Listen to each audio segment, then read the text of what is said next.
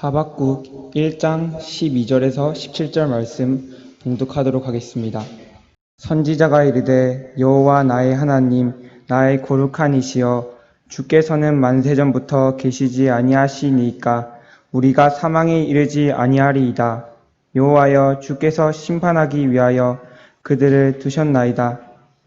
반석이시여 주께서 경계하기 위하여 그들을 세우셨나이다. 주께서는 눈이 정결하심으로 악을 참아 보지 못하시며 패역을 참아 보지 못하시거늘 어찌하여 거짓된 자들을 방관하시며 악인이 자기보다 의로운 사람을 삼키는데도 잠잠하시나이까. 주께서 어찌하여 사람을 바다의 고기 같게 하시며 다스리는 자 없는 벌레 같게 하시나이까. 그가 낚시로 모두 낚으시며 그물로 잡으며 투망으로 모으고 그리고는 기뻐하고 즐거워하여 그물에 제사하며 투망 앞에 분향하오니 이는 그것을 힘입어 소득이 풍부하고 먹을 것이 풍성하게 됨이니이다. 그가 그물을 떨고는 계속하여 여러 나라를 무자비하게 멸망시키는 것이 옳으니까. 아멘. 목사님 나오셔서 혼란스러워하는 선지자라는 주제로 말씀 전하겠습니다.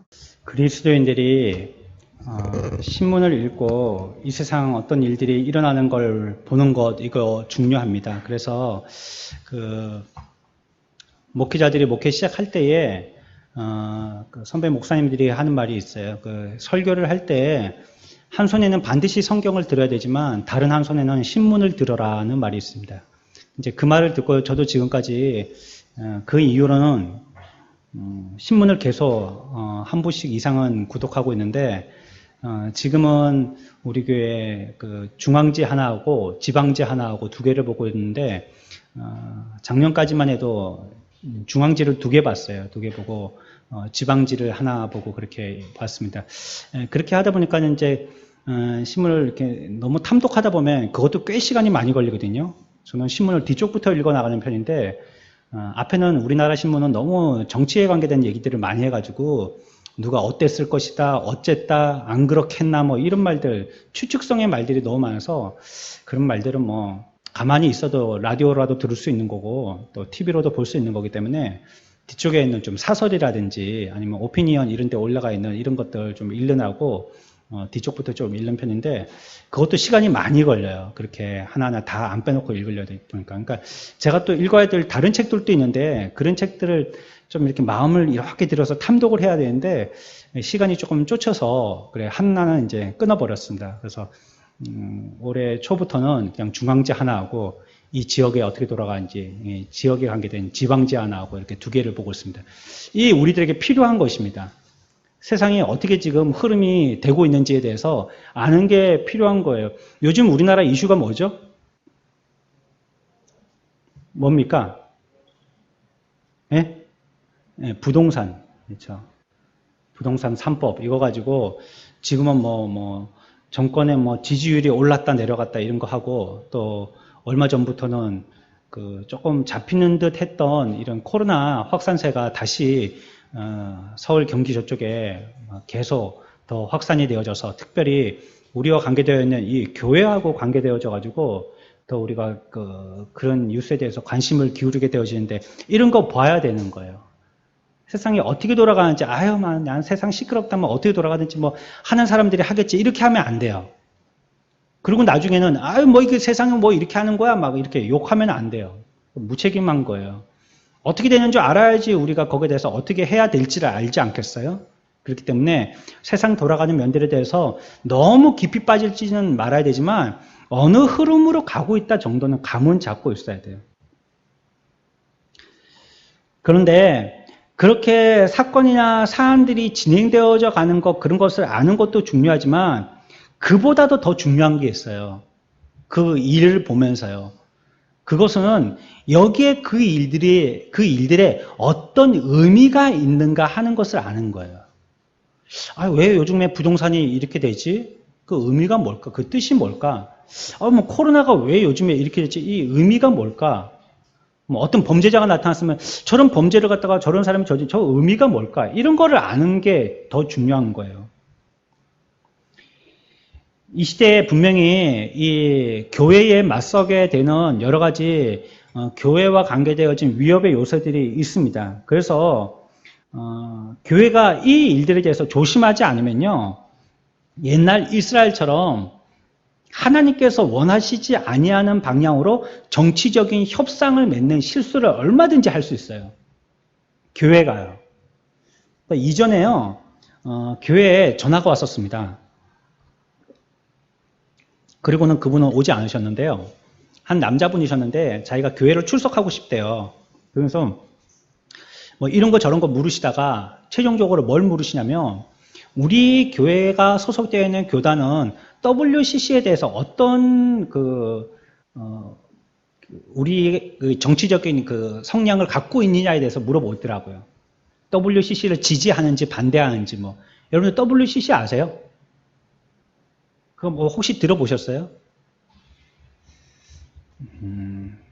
이게 뭐 안 좋게 얘기해서는 국가의 온 세계 종교 통합 이런 것과 관계된 얘기거든요. 그래서 이걸 지지하는 그 교단이 있고 반대하는 교단이 있어요. 그래서 뭐 이런 거 저런 거 얘기하다 우리는 반대쪽에 있습니다. 종교를 통합한다는 건 말이 안 되는 거잖아요. 그러니까 우리가 독불장군이라는 뜻이 아니라 그게 말이 안 되는 거예요, 그냥. 어떻게 종교가 의와 불의가 같이 할 수 없고요. 또 빛과 어둠이 같이 할 수 없는 것처럼 그들과 좋은 관계를 맺으면서 살 수는 있지만요. 우리가 여기 이 세상에 있는 동안에 절에 다니는 사람들 욕하면 안 돼요. 여러분들.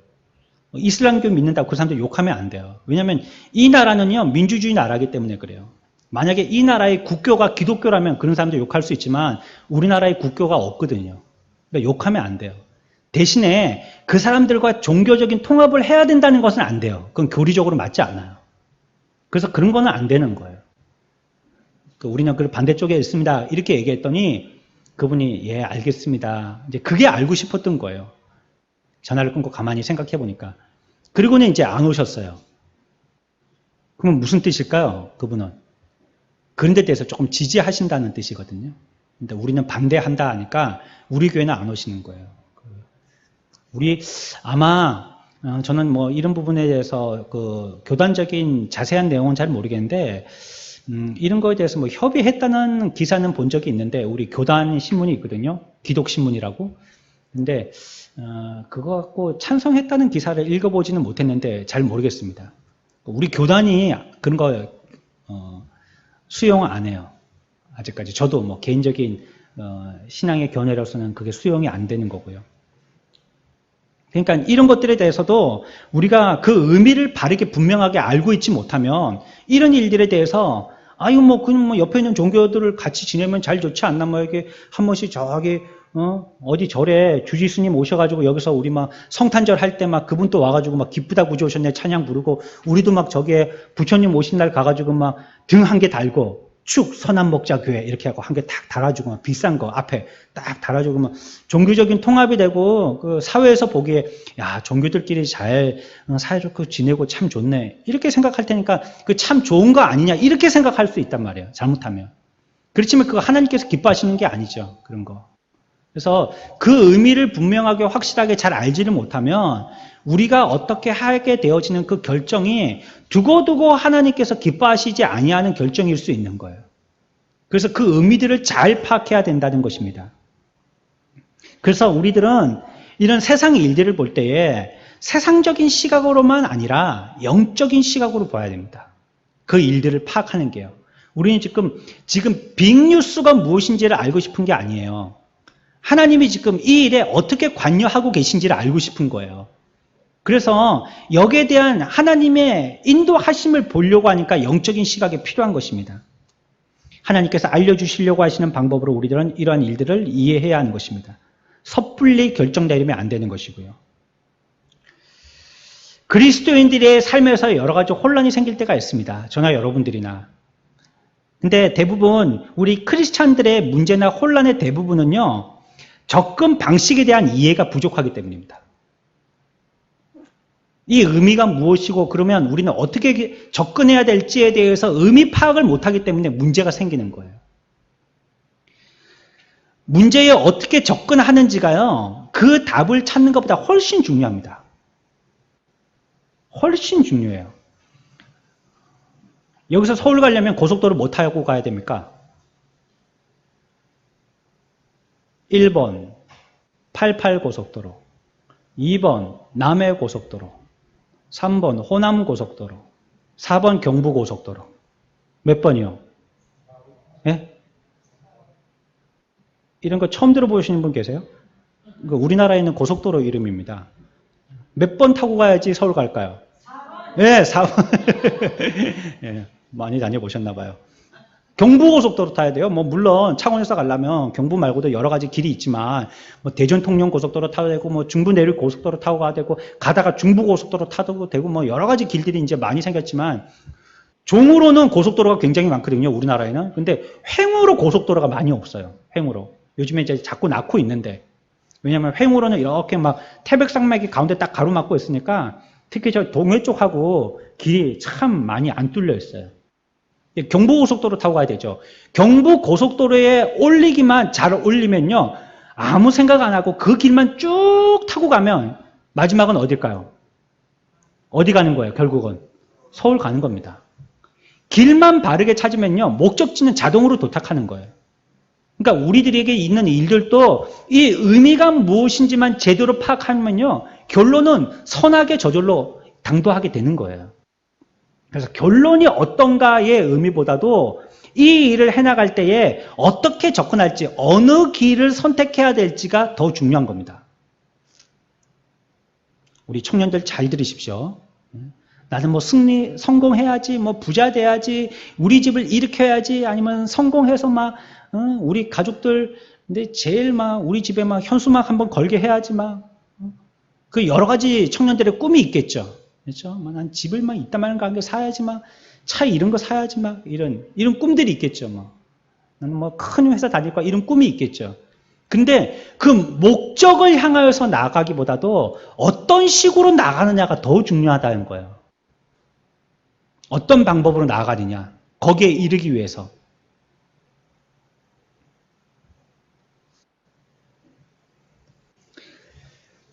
우리들은 하나님 앞에 이런 것들을 두고 기도할 때 분명한 대답을 해 주시기를 원해요. 하나님께.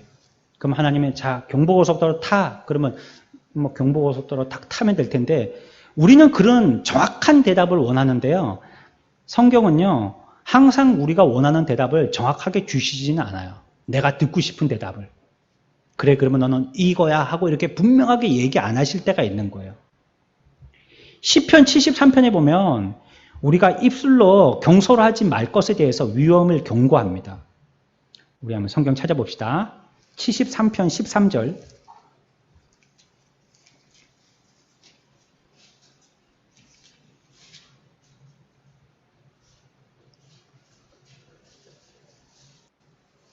구약 854쪽입니다. 시편 73편 13절 같이 읽습니다. 시작.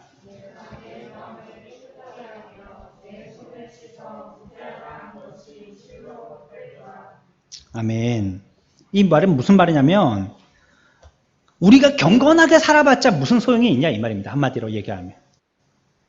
우리가 예수 믿는다고 그래 뭐 꽤나 성경책 끼고 다니면서 거룩한 채 하고 그다음에 뭐 주일 죽으라고 뭐 그렇게 한 주도 안 빠지고 열심히 예배 나오고 열심히 기도하고 뭐 말 조심하고 행동이 조심하고 그럴 필요가 뭐가 있냐 이렇게 말하는 게 73편 13절의 얘기입니다.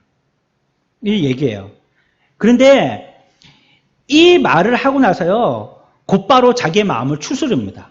아 내가 잘못된 말을 했구나 이렇게 말한. 그리고 이제는 뭐라고 얘기하냐면요 16절에서 이와 같이 얘기합니다. 우리 이 청년들만 읽어볼까요? 73편 16절 시작.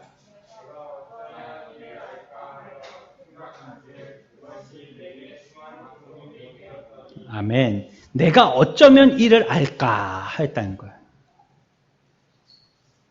이 무슨 말이에요? 내가 어쩌면 이를 알까 하고 뭐 했어요? 생각한즉 이라고 얘기했어요.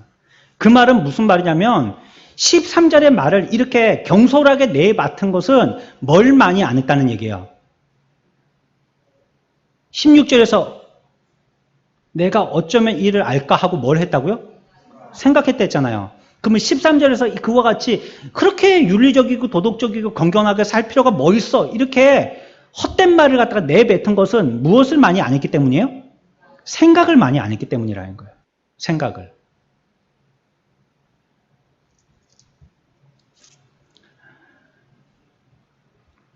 우리의 삶은 그렇게 모든 일들을 너무 그렇게 무게감 있게 결정하지 않아도 되는 일이라면 그렇게 할 필요는 없겠어요.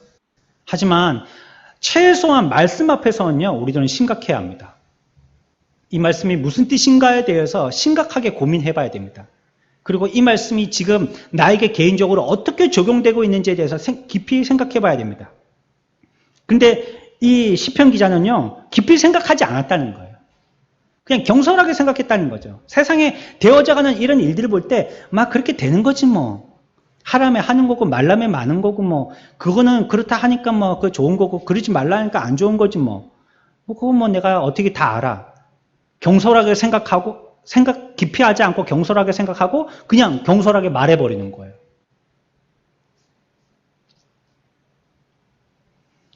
내 개인으로도 그러고 나라의 일로도 마찬가지지만 성경에서의 올바른 접근 방법 우리들은 연구해 봐야 됩니다. 어떻게 하는 것이 성경적인 사고를 가지고 접근하는 것인지, 이 일들을 보는 사안을 어떤 식으로 접근하는 것이 성경적으로 접근하는 것인지에 대해서 우리들은 연구해야 되는 것이에요. 그래서요, 오늘 몇 가지 힌트를 여러분들과 한번 찾아보려고 합니다. 성경에서 얘기하고 있는데요. 어떤 일들을 갖다가 사안을 볼 때 경솔하지 않고 진중하게 결정하는 것입니다. 첫 번째는요, 성경을 찾아봅시다. 야고보 1장 19절입니다. 야고보서 1장 19절.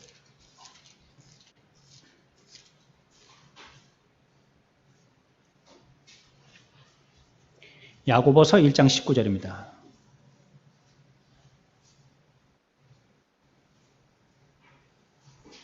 우리 1, 2 청년 다 같이 읽습니다. 야고보 1장 19절입니다. 시작.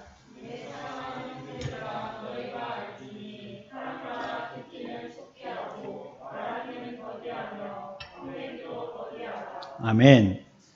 일을 진중하게 결정하고 경솔하게 하지 않으려면요, 문제는 말을 빨리 하고 성도 빨리 내고 이런 것들은 빨리빨리 하는데 우리들은 뭘 하기는 더디하냐면요, 생각하기는 더디한다는 얘기예요. 생각은 더디한다는 거예요. 그러니까 여기서 얘기하는 것은 선지자가 우리 가운데 해야 될 일에 가장 우선이 해야 될 것은 빨리 듣고 빨리 말하고 빨리 썩내는 것이 아니라 우리들이 빨리 해야 될 것은 뭘 하는 거예요? 생각하는 겁니다. 생각하는 거. 빨리 생각해내는 것입니다.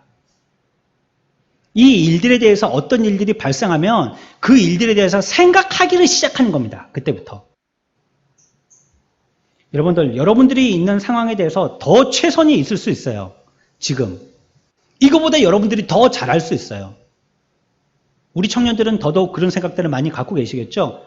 이제 나이가 지긋이 드신 분들이야 이제 보호하고 좀 안착하고 안정을 취하고 이런 걸 원하시지만 청년들은 조금 고생해서라도 조금 더 나은 걸 희망하고 소망하고 열심히 해보시잖아요. 그러니까 그 자리에 안주하지 마세요. 여러분들이 열심히 하고 조금 더 애를 쓰면 조금 더 발전할 수 있어요. 어떤 부분에서든지 그래요. 최소한 자기가 이것뿐이야 라고 할 수밖에 없는 환경에서라도 그래요. 거기서 조금 더 나아질 수 있어요. 뭘 해야 되느냐? 생각을 깊이 하셔요. 깊은 생각을 하셔야 돼요. 또 생각하기를 빨리 시작하세요. 저도 뭐 그런 거는 많이 부족하지만 사람들이 빠른 생각을 안 하다 보니까 또 생각을 깊이 안 하다 보니까 또 말한 걸 번복하게 되고 또 그건 실없는 사람이 되고 이런 경우들이 많아요.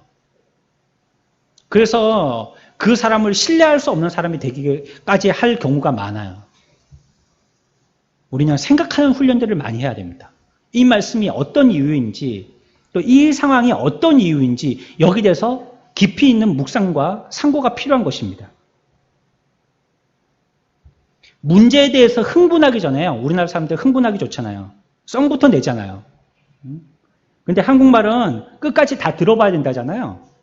그거 결국 그 사람을 해하려고 하는 말이 아니고 위해 주려고 하는 말인데 처음에 그런 단어를 쓴다든지 그런 표현법을 썼다고 와르르 화부터 내는 거예요. 흥분하기 전에 행동하기 전에 생각부터 하십시오.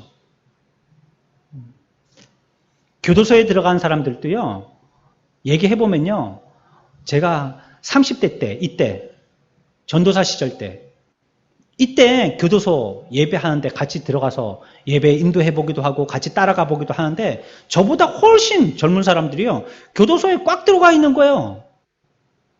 잘생긴 사람들, 키 훤칠하게 큰 사람들, 말 잘하는 사람들, 뭐 교도소에 꽉 들어가 있는 거예요. 거기서는 얼마나 열심히 믿고 잘 믿고 막 목사보다 기도 더 잘하고 오래 믿은 막 장로님들, 권사님들보다 찬양 더 크게 잘하고 막 그냥 예수 잘 믿는 사람은 거기 다 모였다 싶은 정도로 그렇게 예수 믿고 있는 거예요. 그 사람들의 그러한 실수가요, 깊은 생각 없이 나오는 대로 그냥 행동을 해버렸기 때문이에요. 얘기를 들어보면. 그래서 내가 계획적으로 그 일을 저질렀다 하는 사람은 잘 없더라고요. 그러니까 하다 보니까 밀쳤는데 넘어지면서 뭐 어떻게 됐다. 팍 뿌리 쳤는데 그게 잘못 맞아가지고 어떻게 됐다. 그거 어떻게 뭐 작은 일인데 내가 막 기분에 뭐 니도 잘못한 거 아니야 막 이렇게 막 욕을 하고 삿대질하고 뭐 어떻게 하다 보니까 이게 폭력이 되고 그래가지고 뭐 어떻게 됐다 뭐 이런 말들이에요. 스토리가 대충 들어보면 깊은 생각들이 없어요. 우리가 한 달 전에도 말씀을 나누면서 그런 얘기들을 같이 했지만 우리가 해야 될 일들 중에서요, 자꾸 이렇게 변동을 일으키는 것은 이건 좀 불안한 거예요. 뭘 한 가지를 할 때 잘 생각해서요, 했다 하면 그거 그냥 다 써서 없어질 때까지 그거 써먹어야 돼요. 그래서 기왕이면 살 때 야무진 걸 사요. 야무진 걸. 돈 조금 더 들더라도. 야무진 걸. 싸다고 이것저것 사지 말고 야무진 걸 한 개 사가지고요, 한 10년 쓰잔 말이에요. 1년에 한 개씩 바꾸지 말고. 15,000원짜리 사가지고 1년에 한 번씩 바꾸지 말고 10만원짜리 사가지고 10년 쓰자는 말이에요.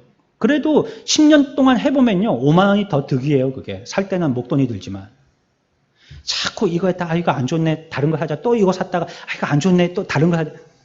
우리가 예수 믿는데 물건 사는 걸 예를 들었지만 우리가 예수 믿는데 그러면 안 되는 겁니다. 그거는 신앙의 양심을 떠나서 깊이 생각을 하지 않는 것입니다. 그런 사람일수록 많은 실수를 하게 되어집니다. 두 번째, 우리들이 이러한 상황들을 제대로 잘 파악하려면요, 기본적인 원리가 무엇인지 확인하십시오. 우리 같이 해봅시다. 기본적인 원리를 확인하라. 기본적인 원리를 확인하라. 첫 번째는 뭐죠? 깊이 생각하라. 해봅시다. 깊이 생각하라. 깊이 생각하라. 두 번째는요, 기본적인 원리라는 것은 성경에서 어떤 원리로 우리들에게 가르쳐 주시고 계시냐는 것입니다. 가장 기본적인 거 한번 얘기해 볼까요? 우리는 형제에 대해서 어떻게 해야 되죠? 우리 형제들에 대해서? 예? 사랑해야죠. 그거 누구나 다 아시는 거죠? 여러분들 다 아시는 거잖아요. 그런데 이 사람이 지금 나한테 뭘 어떻게 해하고 있어요. 그러면 이 사람에 대해서 나는 어떤 태도를 취해야 할 것이냐? 여러 상황이 얽혀 있겠죠. 뭐 사준의 팔촌도 얽혀 있겠고, 뭐 돈의 문제도 얽혀 있겠고, 또 이 사람과 관계되는 어떤 사람하고 나하고 아는데 그 사람하고 문제도 얽혀 있고, 여러 가지 관계들이 다 얽혀 있잖아요. 이 문제를 갖다 정확하게 파악하고 판단하려면 뭘 해야 된다고요? 기본적인 원리가 뭔지를 알아야 된단 말이에요. 성경에서 원리적으로 뭘 얘기하냔 말이에요.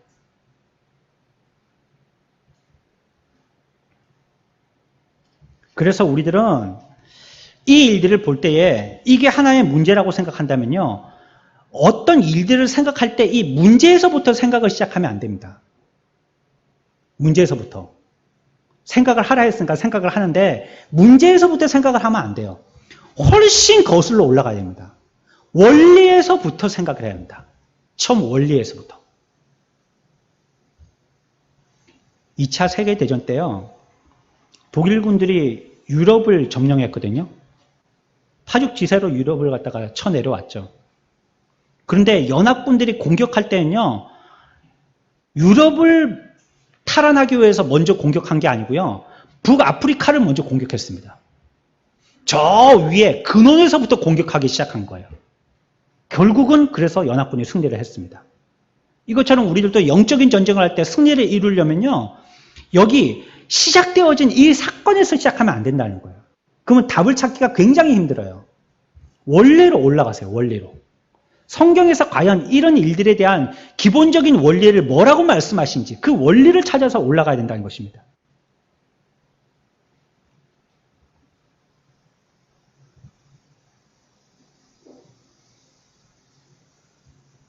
광야를 걷든지 산을 넘든지 수령을 만나든지 그것을 넘어갈 수 있는 유일한 방법은요.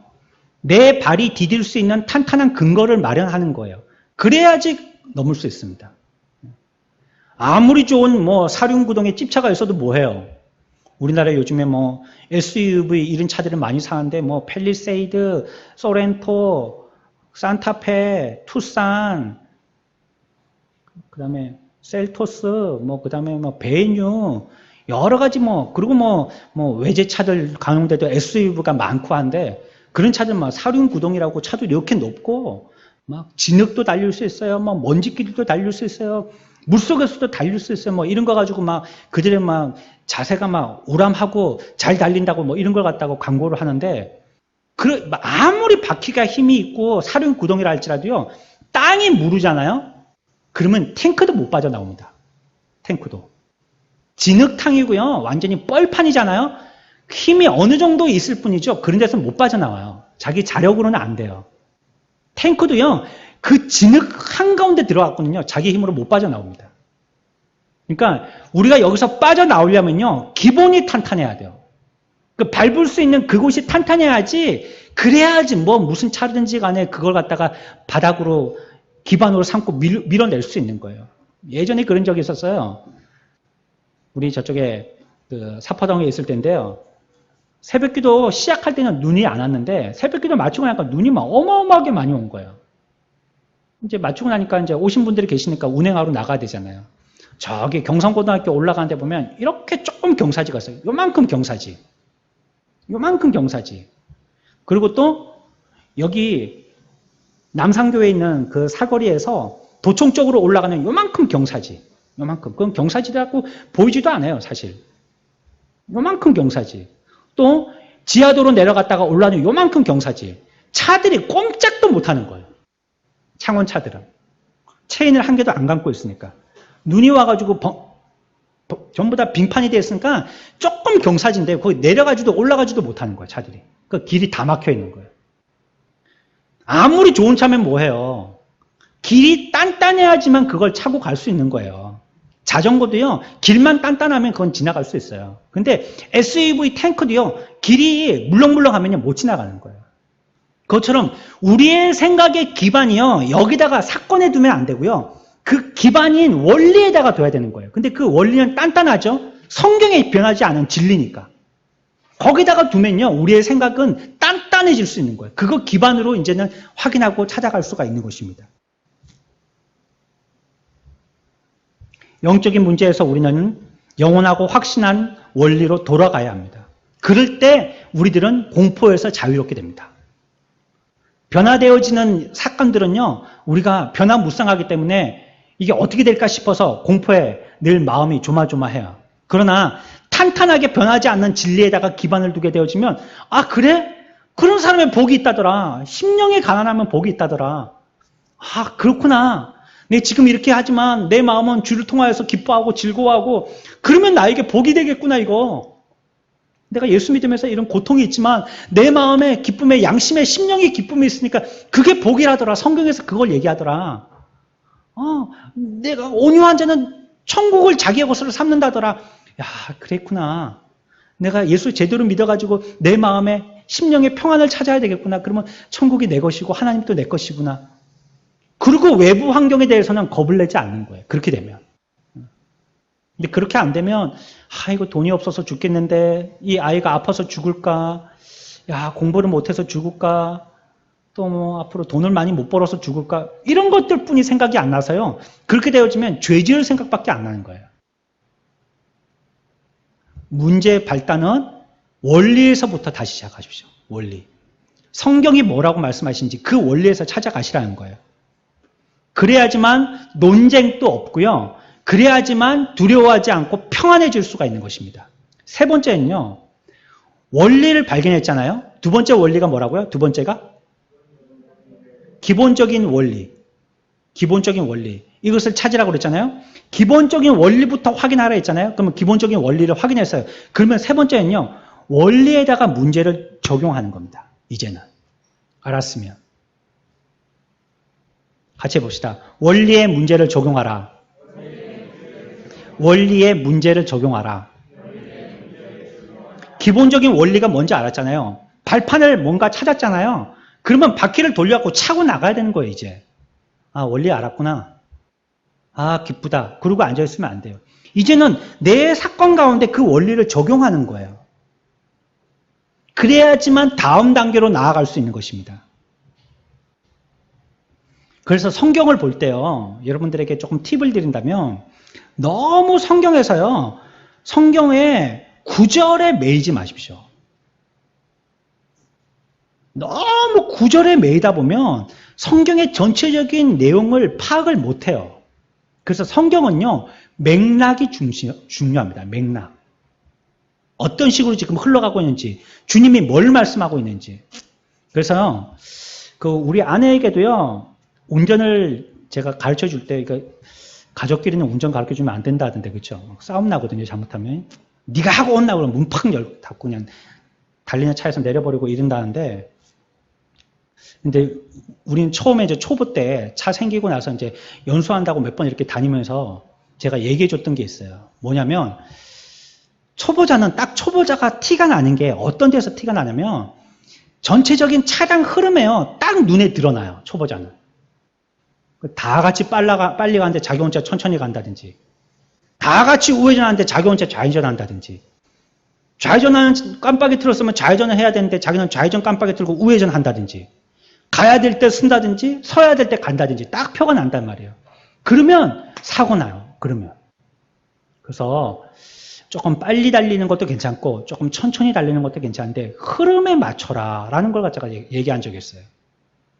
흐름에 맞춰라. 그랬더니 뭐 운전한 지 얼마 안 돼가지고 80km 밟고 막 90km로 밟고 그랬다더라고요. 그래서 나도 모르는 사이에 계기판을 보니까 90km더라고 막 나한테 얘기하더라고요. 어디에서인가 시내에서. 아 참. 흐름대로 한 거예요. 흐름대로. 그래야지 사고가 안 나는 거예요. 고속도로에서요, 자기 혼자 안전하겠다고 20km로 가보세요. 뒤에 있는 차들 다 사고 납니다. 여기 지금 빠져나가야 되는데, 이 톨게이트를 지금 빠져나가는데 이걸 놓쳤어요. 세워요. 이 빠져나가겠다고. 그러면 어떻게 돼요? 그러면 사고 나는 거예요. 아니, 고속도로에 나와가지고 또 톨게이트에 나오는데 내 차는 하이패스가 없는데 지금 나가는 길이 하이패스가 있는 길이에요. 또 세워요, 거기. 그 뒤에 또 뒤에서 받아버리는 거예요. 하이패스 안 달려 있어도요, 그냥 나가요. 나가도 괜찮아요. 사진 다 찍히거든요. 한 2, 3일 지나면 우편으로 날라와요. 벌금이 아니고 요금 얼마 내야 되는데 그냥 나갔으니까 요금 내십시오 하고 우편으로 날라와요. 300원 내십시오 하고 600원짜리 우표 붙여서 날라온단 말이에요. 그럼 그대로 내면 돼요, 그냥. 그거 내가 하이패스가 없는 차인데 하이패스 길에 들어섰다고 브레이크 밟으면요, 사람 잡는 사고 납니다. 큰 대형 사고 나요. 그냥 통과하세요, 그런 거. 별거 아니에요. 그러니까 흐름을 잘 찾아야 돼요. 그것처럼 말이죠. 원리를 알았으면 그 원리에 대한 적용이 분명히 있어야 돼요. 성경을 읽을 때에도 한 구절 한 구절 그거 딱딱딱딱 떨어진 거, 그건 말 한마디. 예전에 제가 말씀드렸잖아요. 예를 들어서 공중 화장실. 이걸 설명할 때 이단들은 그런 식으로 딱딱딱딱 따로따로 설명을 한다고. 그러면 그게 이단이 되고 잘못된 해석으로 빠져드는 거예요. 이거 지금 뭘 얘기하려고 하시는지, 주님이. 무슨 말씀 하시려다가 이 얘기를 하시는 것인지. 결국은 여기서 얘기하는 주제가 무엇인지 그거를 파악하는 게 중요한 거예요. 그래서 원리를 알았으면 원리를 어떻게 하라고요? 문제에다가 적용하시라고요. 성경의 기본적인 원리가 이거구나. 그러면 이 일을 할 때도 이렇게 적용해야 되겠다고 해야 되는 겁니다. 그게 바로 신앙입니다. 원리를 적용하는 것, 그게 신앙이에요. 원리는 알아요. 아, 사랑해라 했지. 미워하지 말라고 했지. 그런데 이 사람 보니까 미워 죽겠는데 어떻게 해요? 밤에 가갖고 타이어에 빵꾸라도 내고 싶은 거 어떻게 해요? 그거 안 하고 사랑하는 게 신앙생활 하는 겁니다. 믿는 겁니다, 그게. 죽으라고 배울 때는 그렇게 배워놓고 가서 행동할 때는 그렇게 행동 안 하는 거예요. 그건 신앙생활 안 하는 겁니다. 그러면 앞에서 말씀드린 것처럼 원리를 확인해야 되는데 원리에서부터 확인을 안 한 사람이기 때문에 그럴 때는 두려움에 휩싸여요. 그러니까 안 할 일을 자꾸 하게 돼요. 그리고 안 할 일을 수습 못하게 되니까 자꾸 수습하느라고 또 애를 쓰게 돼요. 아예 시작서부터요. 원리대로 행하십시오. 네 번째는요. 마지막으로는요. 믿음으로 주님께 맡기는 것입니다. 같이 해봅시다. 믿음으로 하나님께 맡기라. 믿음으로 문제를 하나님께 맡기라. 13절에 보면요. 주께서는 눈이 정결하심으로 악을 참아 보지 못하시며 패역을 참아 보지 못하시거늘 어찌하여 거짓된 자들을 방관하시며 악인이 자기보다 의로운 사람을 삼키는데도 잠잠하시나이까 라고 얘기하고 있어요. 12절 13절에서 선지자는요. 혼란스러워하고 있어요. 그리고 그 문제에 대해서 하나님께 그대로 갖고 나가고 있습니다. 자기가 문제를 갖다가 이해할 수 없을 때는요. 그것 가지고 하나님 앞에 들고 나가는 거예요. 우리들이 이해가 안 될 때는 그 문제를 자기가 해석하고 자기가 풀려고 하지 말고요. 그 문제를 그대로 들고 하나님께 갖고 나가는 것입니다.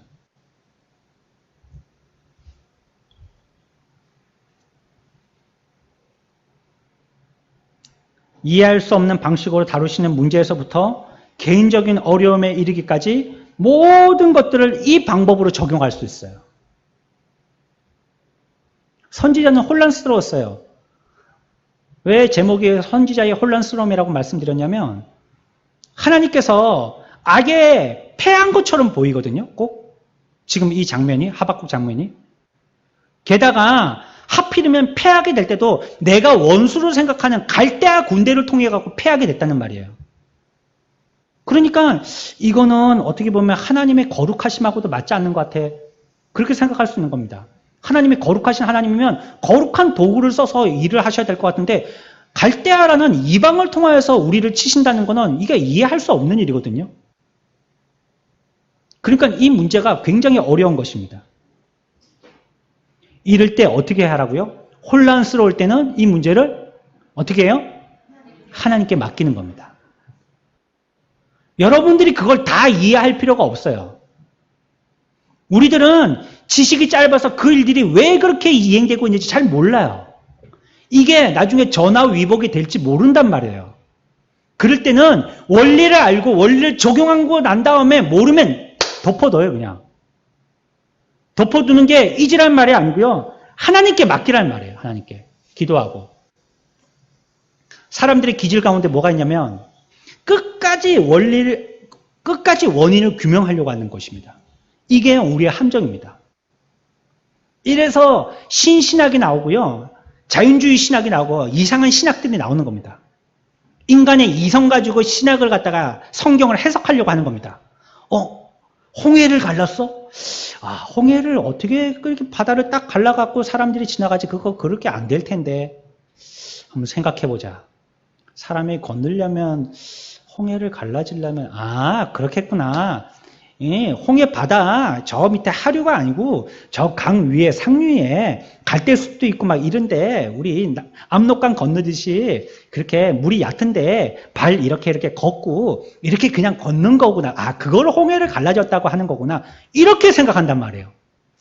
사람이 이성으로 생각하려다 보니까. 그게 왜 그래요? 원리를 생각하고 하나님께 맡기는 게 아니고 자기의 생각으로 그걸 갖다가 해결하려고 하기 때문입니다. 자기의 머리 가지고 어떻게 해보려고 하기 때문에 그래요. 물론 하나님이 기도할 때 우리에게 응답해 주시는 면도 있지만요. 응답 안 하시는 면도 있습니다. 처음에 말씀드렸잖아요. 우리가 이해하지 못하는 면도 있다고. 그럴 때는 어떻게 해야 돼요? 하나님께 맡겨버리세요. 하나님께. 이해 안 되는 걸요. 내가 원리대로 해도 사랑해도 저 사람은 나한테 계속 불의하고 불화하고 불법하고 하는데 사랑하기 너무 힘들어요. 그러면 여러분들은 사랑하고 그 원리에서 끝나는 거예요. 왜 그래요, 하나님? 그러면 저 사람도 나한테 사랑하게 해야 되는 거 아니에요? 그러면 이 문제 해결해야 되는 거 아니에요? 하나님께 이렇게 기도했으니까 우리 아이 살려주셔야지 되는 거 아니에요? 내 뜻대로 안 되더라도요. 원리에서 내가 했으면 하나님께 내 맡기는 겁니다.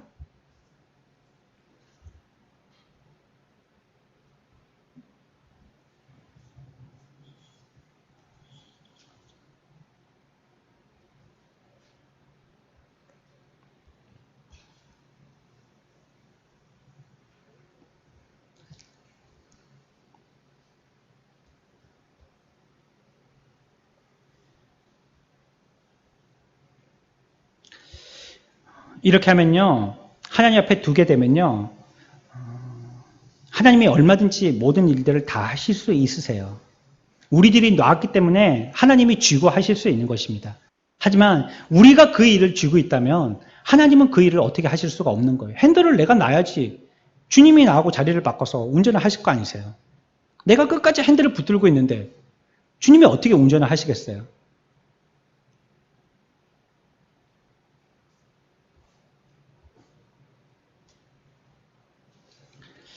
이해할 수 없는 문제에 대해서 하나님께 가지고 나아가서 내려놓았습니다. 경외하는 마음을 가지고 그렇게 했다는 것입니다. 시간이 많이 지나서 더 이상 하지는 못하겠고요. 여러분들이 우리 청년들 특별히 이 기본적인 사안을 보고 그 사안에 접근하는 이런 방법에 대해서 이거는 성경이 얘기하는 것이니까요. 성경적인 원리를 머리에 기억하시고 여러분들이 어떤 일들을 대하였을 때 그 일들에 이런 식으로 접근하신다면 여러분들의 인생은 훨씬 더 복되고 하나님이 여러분들과 함께 하시는 은혜가 더욱더 여러분들과 함께 하실 줄 믿습니다. 우리 한번 정리하고 마칩시다. 첫 번째, 이러한 사안들이 있을 때 말이죠. 우리들에게 이런 일들이 있을 때에 우리들은 어떻게 할 것인가? 성경적인 올바른 접근법은 어떤 것인가? 라고 생각할 때요. 첫 번째 어떻게 하라고요? 그렇죠. 말을 하지 마시고요. 생각부터 하십시오. 입은 함구하시고요. 생각을 먼저 하십시오. 두 번째는 어떻게 하라고요? 그 말은 성경에서 뭐라고 얘기하는지 알아보란 말이에요. 세 번째는요? 원리를 알았으면 뭐 해야 돼요? 적용하는 겁니다. 적용했어요. 근데 그 결과가 갸우뚱스러워요. 그럴 때는 어떻게 하라고요? 하나님께 맡기는 겁니다. 그 다음부터는. 그게 믿는 겁니다. 우리 청년들과 우리의 모든 성도들 사랑하는 여러분, 우리가 하나님 앞에서 이와 같이 지혜로운 삶을 살아서 우리의 삶이 모두 다 승리하는 저와 여러분들, 그리고 우리 청년들 삶 되시기를 축원합니다.